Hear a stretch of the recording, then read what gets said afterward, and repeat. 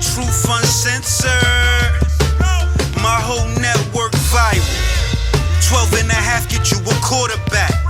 I got them shits flying like spirals.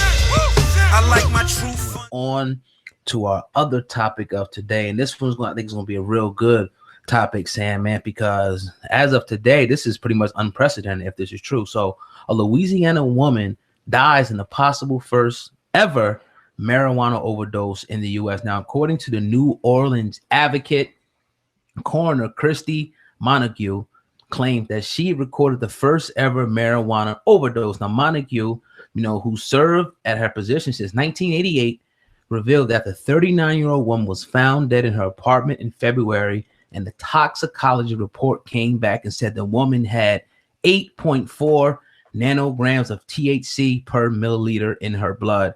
He added that the woman likely vaped a high concentrated THC oil and went into respiratory failure. Now, a police report noted that the woman allegedly visited the emergency room with chest infection 3 weeks before she died. Montague, who once again is the coroner, added that nothing in the toxicology report pointed to any other cause of death. He stated it looked like it was all THC because our autopsy showed no physical disease or afflictions that were the cause of death. There was nothing else identified in the toxicology, no other drugs, no alcohol. There was nothing else. Sam at New Orleans Advocate coroner reporting that they have probably recorded the first ever marijuana overdose. Are you surprised? Do you believe it? What do you think? One, am I surprised? No, I am not. With the legalization of marijuana coming at a rapid pace throughout the country, already legalized in numerous states throughout the country, with the numerous information coming out debunking a lot of the misconceptions about marijuana throughout the years, it being a gateway drug, it killing people because we had no deaths up until this alleged death right here, it curing people and helping certain diseases like cancer, like epilepsy, helping children out with certain seizures and things like that. You get all of these great breakthroughs, and finally they're about to legalize this exceptional plant that does exceptional things, and now all of a sudden we got a death. It doesn't surprise me. They've been searching for a fucking death since marijuana came out. They've been searching for it. Now they finally got it. Now, I will say this. Them oil pens are very different than grabbing a plant, smoking marijuana. And even smoking marijuana is very different than it was 10, 15 years ago because of the evolution of people being able to clone different plants. And now it's being legalized. So it's going to be mass produced. There's a lot that goes into this shit. Be careful with what you smoke 100% because more of this kind of stuff will begin to happen. And more of these reports will begin to be highlighted because a lot of people aren't really hip to what they're putting into their body. Just be very aware. Just because it's legalized, you may love it. We love it. We advocate for it here, but are very, very careful in who we make sure we grab from and what we're doing. And I want to talk about, the vape real quick, but I want to read a little bit more to kind of add on to what you said. There's no former senior policy advisor at the White House office of the National Drug Control Policy, Keith Humphreys, questioned the report, saying there will be more recorded marijuana overdoses if humans were able to consume that level of THC. He said, we know from a really good survey data that Americans use cannabis products billions of times a year collectively, not millions of times, but billions of times a year. So that means that the risk of death was 1 in a million. We would have had a couple thousand cannabis deaths, overdose deaths a year.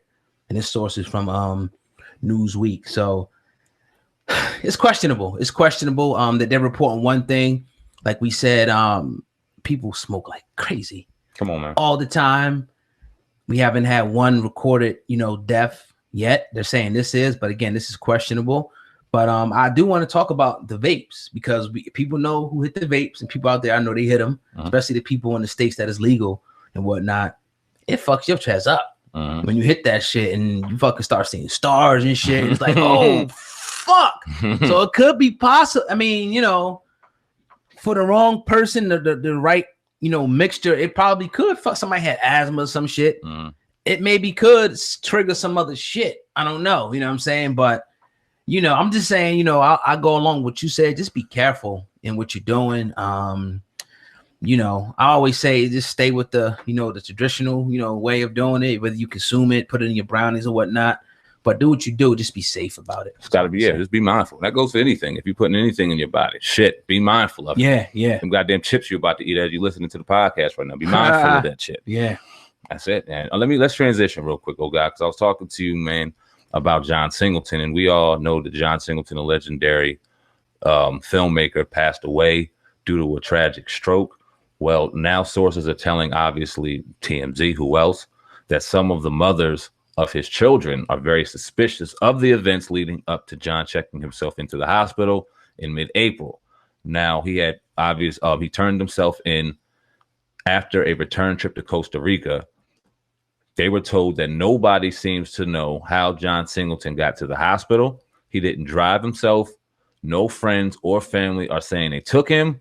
And there are no Uber or Lyft receipts to confirm he had arrived. Now, even stranger, sources tell TMZ that they say a hospital staff told family members John just sort of appeared out of nowhere in a wheelchair, and it seemed pretty out of it. Oh, God, what's your thoughts on this, man? This is his fam saying that. This is fam saying. Let me read a little more. Yeah. They say the mother of John's children believe there's more to the story, and that's why they've hired a private investigator. We're told that they want to know what John was doing beforehand, who he was communicating with, and whether someone knew he was in bad shape and could have done something sooner to help him. I get that. Yeah. There's some fishy shit going on.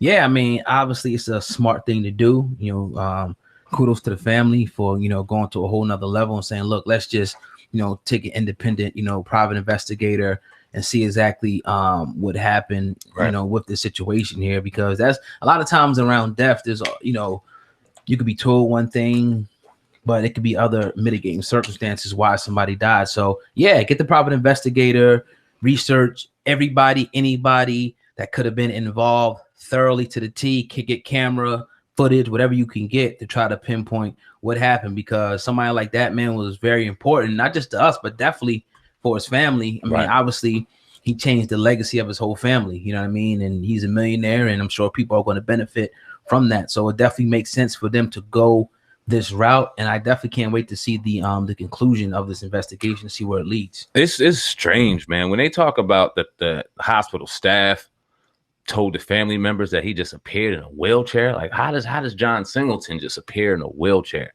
No check-in. No one asked any questions whether or not he was checked in. I haven't been in a hospital in a very long time, but I can reflect back to when I was a child going into a hospital, in particular the emergency room. You had to check in, had to sit there, and you had to wait, and then you had your turn to go through. Unless you got brought in through the ambulance, then you got obviously expedited clearance to go through. It wasn't no ambulance, no receipts for an Uber. Just coming out of Costa Rica, you don't see any foul play in this? You know, it possibly could be. It possibly could be some foul play. When you say somebody just appears in a wheelchair, it's kind of hard to believe, because like you said, at those hospitals, you have all that, but you also have cameras. Yes, you know, everywhere around, the coming in, the outside. So sooner or later, like I said, I can't wait to see the, you know, what the report is going to state once the private investigator gets done. But we may find that it could be, you know, something, you know, how they say he died from a stroke or something like that. Massive stroke. No.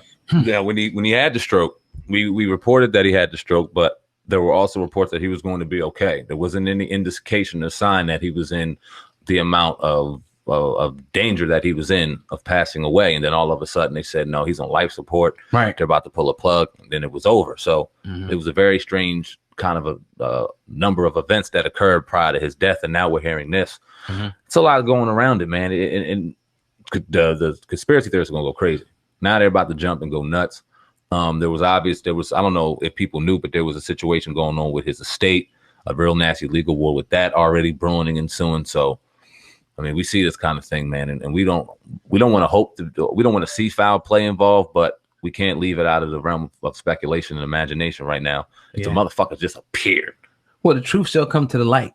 You know, that's why it's always good to get somebody independent to look into the situation, to kind of, you know, dot all the T's, cross all the I's. Probably said that wrong, but anyway, you know what I mean by that.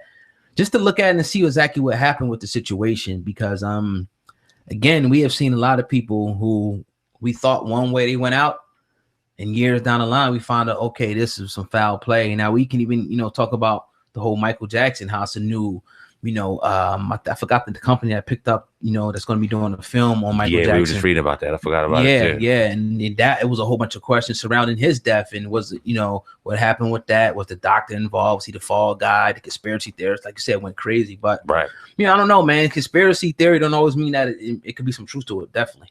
Yeah, man. We will see. Like you said, we got to see more with the details.